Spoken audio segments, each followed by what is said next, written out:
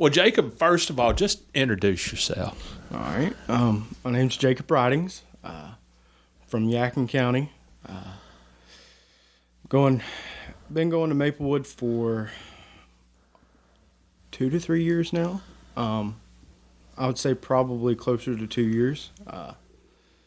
I am on the audio-visual team. I basically, for the most part, do pro presenter and the visual effects, showing everything on screen, lyrics. I work with the camera system every once in a while. So you work with cameras, do you? Yeah. Yep. We may put you on the podcast team. Okay. That's fair. That's fair. And every so often I'll cover for Kendall when he's not here on the soundboard. But I've been going here, like I said, for about 2.5 years. I'm really enjoying it. I found my clique, my way to serve on the sound team and AV team. But yeah, that's sort of a quick little overview. And you graduated from Fort Bush. Yes. Okay. Yes, I did. All right. Tell me a little bit about yourself. You have a pretty interesting story. I know at one point you were on the fire department with, I guess, both of your parents? Yes. Okay. Yes. All right. Now, when was that?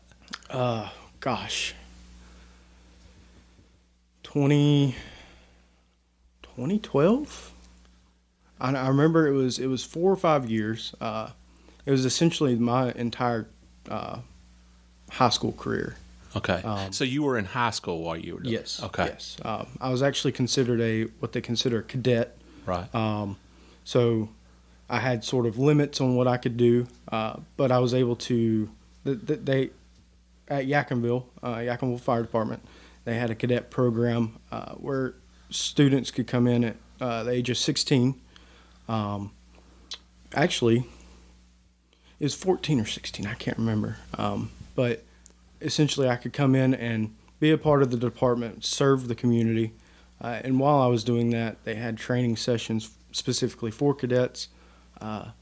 And obviously, with me not being a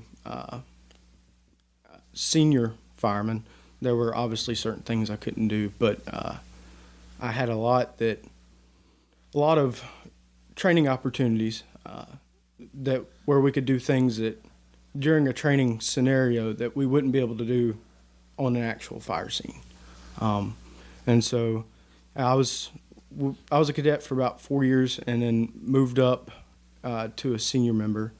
And yeah, it was essentially a family affair for a little bit.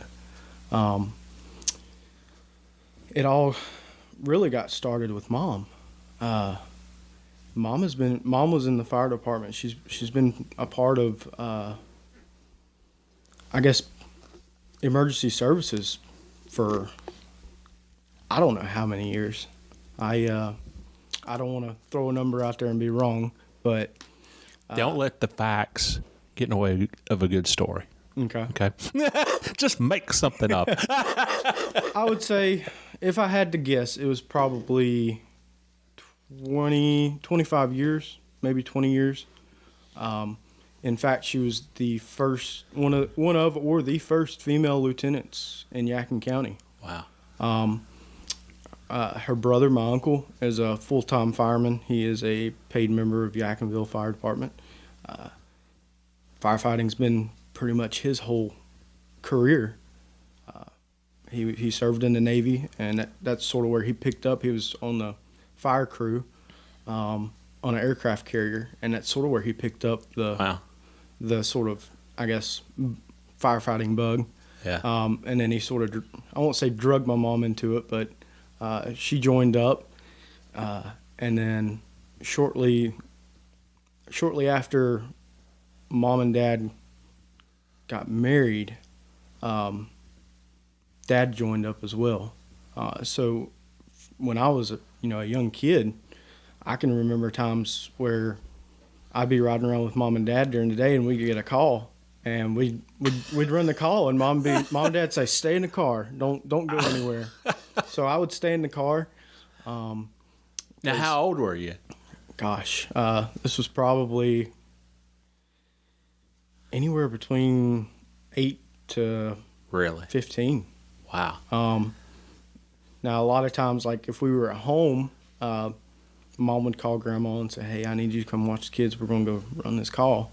And it's very tough being a volunteer fireman and having kids. Yeah. You really have to.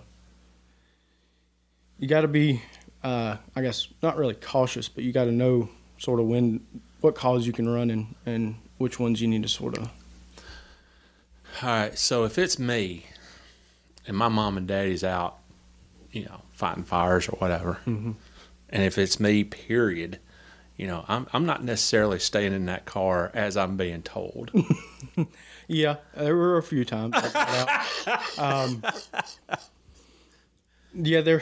Now, I was old enough to know better than to get in the way, Yeah. but there were a couple times where I would sort of wander over to the command post, or I'd wander over sort of to a fire truck and sort of stand there and watch. And Yeah. as a kid, it just intrigues you. Oh yeah. It's I can very imagine. it's very fascinating watching all these different operations come together for one goal. Yeah. So Now, as you progressed through the ranks of being a first responder, you were with the fire department, not the rescue squad, correct? correct. Okay, all right. I'm sure that you've had certain calls that stood out. Yes. I've worked in NASCAR for a long time. The races kind of tend to run together. Mm-hmm. But, there are events that do stand out. Yep. Are there ones that stand out for you? Yes, there are. Okay. And as sad as it is to say, it's always it's the tragic ones. Yeah. There were many times when I was in the fire department,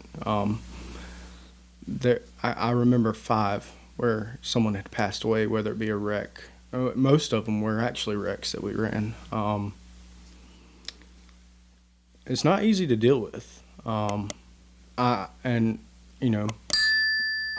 I only had 4 to 5 years, it still impacts you, and I commend those people that either do it full time or have done it for many years. I mean, because now within the department and within emergency services, you have resources, and you have your fellow people to lean on, but as bad as it is to say, like, they didn't really affect me in a negative way. Every time, now obviously I was upset. I felt bad for the family. I felt, I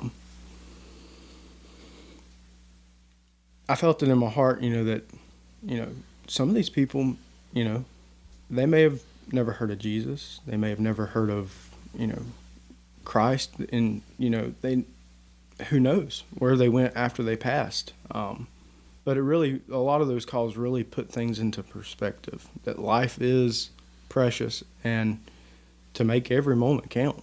But yes, there are multiple calls that stand out to me. And there is one that, thankfully no one passed away. It was actually my first full, my first fire that I ran when I moved up. I was a senior member. I had just recently moved up, and that's one that I remember very, very fondly. So we can sort of dig into that one if you'd like. Absolutely, man. All right. Hey, Jacob, Mm-hmm. I told you before we started recording, this is your podcast. This is your story. Yep. You tell what story you want to tell. Okay. So I was in my sort of the middle of my college career. I went to Surrey, got an associate's degree, and I was still in the fire department. About halfway through my college career, and my classes, I had a lot of downtime in between. On the I guess forefront of my college career, my degree, my classes were sort of spread out, so I had a lot of time in between. I would spend most of those times either running errands for mom and dad, or if I didn't have anything to do, I would go to the fire department. And I always had this sort of work ethic where I would either find something to do and help my uncle, or I would just sort of hang out, spend some time with the paid members, and maybe pick up an extra tip or knowledge or two from them. But I remember fondly, the call came out at, it's either 11:50 or 12 o'clock. It was a Wednesday afternoon. I had just finished up a math class at the Yakin Center for Surrey. It ended about 10 o'clock, so I went to the fire department just up the road. And so it was about 2 hours into me staying there. We got a call for a structure fire in Boonville. Well, a lot of times when you get that call, I won't say all the time, but most of the time it's not really much of anything. Someone burnt some popcorn, or something may have gotten hot, but we always treat every single call as if it's a life or death situation, because you never know, it could be. I remember we hopped onto one of the trucks, and my uncle was in the back seat with me, and he looked over, he said, "Get geared up." I said, "Yes, sir." We pulled out and started heading up 601 towards Boonville, and you could see the pillar of smoke from the fire department. By the time we got there, it was a fully involved structure fire. There were already members of other departments on the scene, but me and my uncle hopped off the truck, and this is why it's so memorable for me.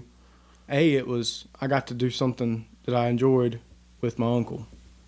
And that was the number one thing. Yeah. The second thing was we grabbed a hose line in the front yard. We were curious why they weren't doing an interior attack, because from the front it looked like just the living room was on fire.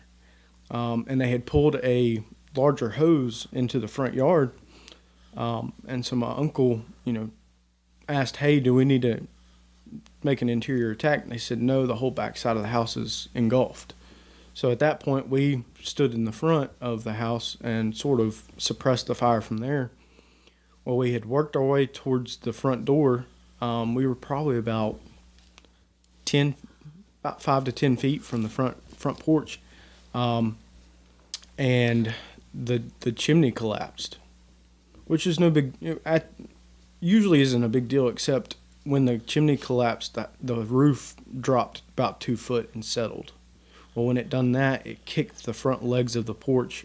It sucked them in. And so with physics, when those legs kicked in, the porch sort of pushed forward. And essentially, we came probably 1 foot to 2 foot from being buried underneath the front porch. And thankfully, my uncle had quick reactions. In fact, he essentially turned around and pushed me. He backed into me and then sort of turned and shoved me out of the way. And after the chaos had sort of settled for that moment, he turned around. He said, "You asked me if I was okay." I said, "Yeah." And he said, "All right, well then let's get back to it." And so for the next 15 minutes, we stood in the front yard, all packed up, and putting this fire out. And I actually, I won't say it wasn't the fire or the scene that ended my fire department career. It was the fact that I'd stayed on the scene for so long that I didn't realize what time it was. I had class at 6 o'clock up in Surrey, in Dobson. And I went back to the fire truck to check my phone, and I had, 5 missed calls from Mom and probably 20 text messages. She was working dispatch that day. Yeah. And so she knew that we had a fire, and she knew that I more than likely had went. Well, I called her back, and she said, "Jacob, you need to get back home now." She said, it's 5 o'clock. You're up in Boonville. It's probably going to take you a little bit to get back, and then you got to drive all the way to Surrey. So I caught the next ride out because at this point the fire had been put, for the most part, put out. They were just sort of doing what they call mop up, going through and hitting hot spots. So I ended up going back, and on my way back, I called the instructor that was teaching that class and sort of explained my situation. He said, "You don't worry about being late." He said, "You called ahead of time. You told me you were running late." He said, "I'll just count you tardy, or count you here, present." I said, "Okay." He said, "You just come in whenever you get a chance." He said, "Don't worry, don't speed coming up the road and get in an accident." He said, "Take your time." He said, "We're not doing anything important anyways right now." And the reason I say that fire sort of ended my fire department career is because I realized I couldn't balance school and the fire department. Being a volunteer takes a lot of your time, and it takes a lot of energy, and a lot of commitment. And I felt I was doing a disservice by not being able to provide my full potential to the department. Yeah. Now, what were you studying at Surrey? I was studying. I was majoring in electronics engineering technology, and my degree was associates in applied science. Okay. You told me, we talked a few days ago. You told me that you kind of found your calling. Mm-hmm. With AV, basically. Yep. How did that come about? When I was in high school, me and my family were actually going to Enoy Baptist Church at the time. And I had one of the members of the fire department that I was really good friends with was on the AV team for Enoy, and he sort of knew that I won't say well versed in tech, but he knew that there was something there, and so he invited me to come up and sit for a couple services. And at the time, we were running an analog board, and so I ended up becoming part of the AV team at Enoy, and I'd been doing it for probably about a year and a half to 2 years, and we went on a youth trip to Camp Caswell, and God had really been working on me that week. It was probably, I would say it would have had to have been that Thursday. I remember the date exactly, but I don't remember the day. It was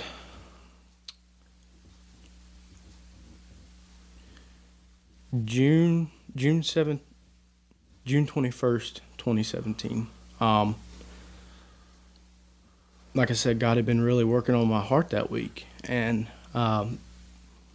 the message that Thursday was about missions, and not only missions but ministry as well. And so at the end of the service, the speaker asked the students in the crowd that did anybody feel that tug to be called to ministry or missions? And so I sort of slipped up my hand. I didn't know what God was directing me towards at the time, but I knew I knew there was something there.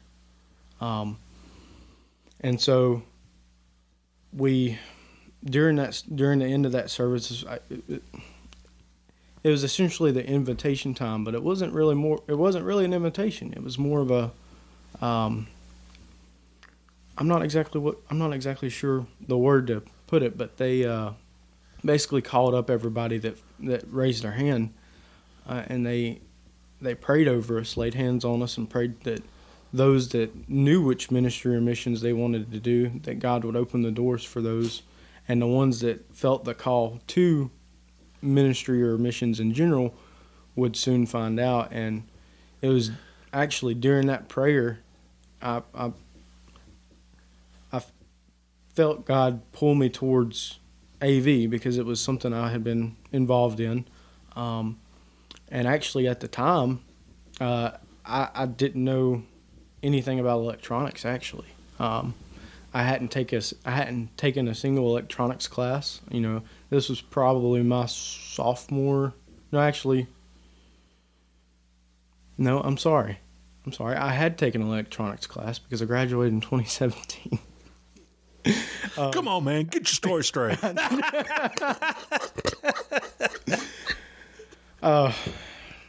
got a lot rolling around in this head right now.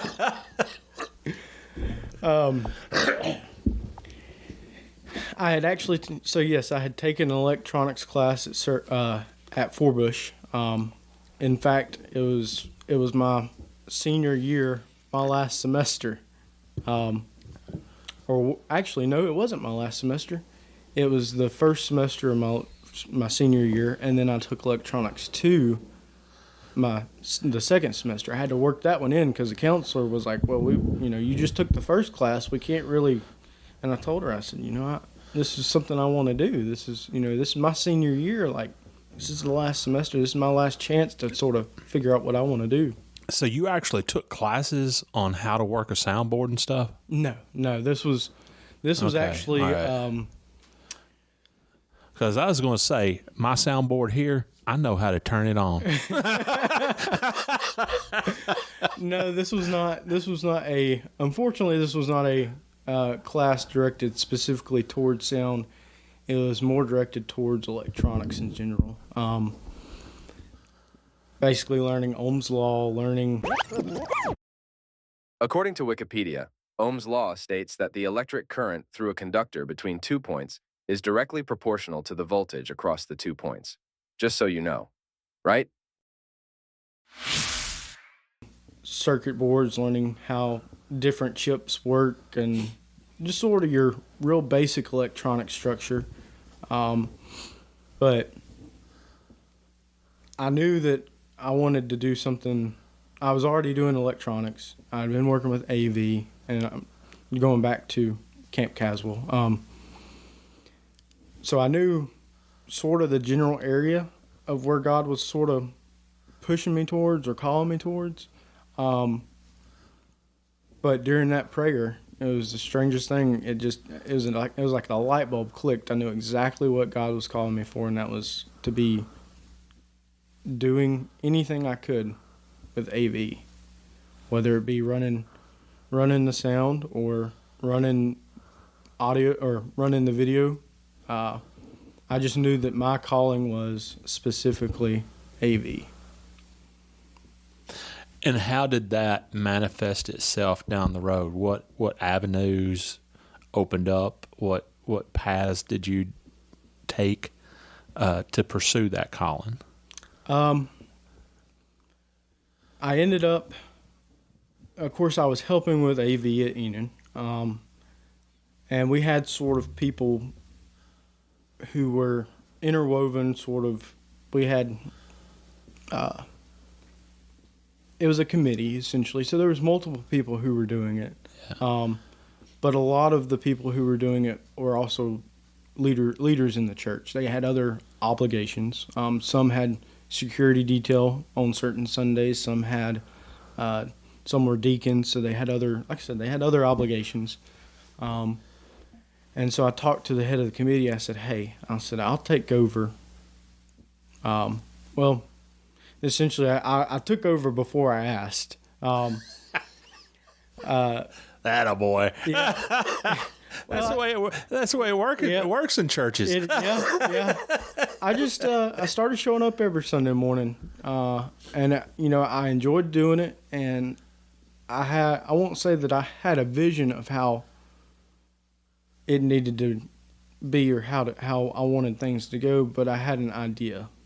I had an idea of how other churches presented their services, and what really helped in the long term was I had a young guy that was working sound with me, and so I guess you could say the younger crowd took over.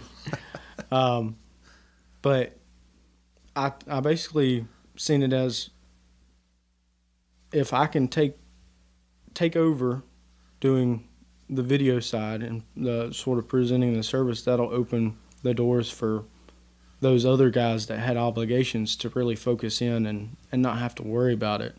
And it also helped sort of propel the AV team at Enon. And through being on the AV team at Enon, it opened the door for me to be able to do a couple of things with Impact Jacking. There was one year in particular, I just started my job, or I had a job, and I didn't have much time I could take off, so I wasn't able to be on a crew. But I was able to help, in the afternoons when I wasn't working. And when I was still in school, so I wasn't really. I kept up with my work to make sure that I was caught up and I wasn't falling behind. But we ended up being able to help basically set up the sound and all the lighting for Impact in the gym. It was we actually were helping Jeff Matthews, who owned Audio Unlimited, and so he invited us to come help. And so we went and we helped set up, and then I actually got to do something that I'd never done before. I actually got to help control the lighting. I've never done anything like that before. So that was sort of another avenue that just sort of gave me something else that I could do.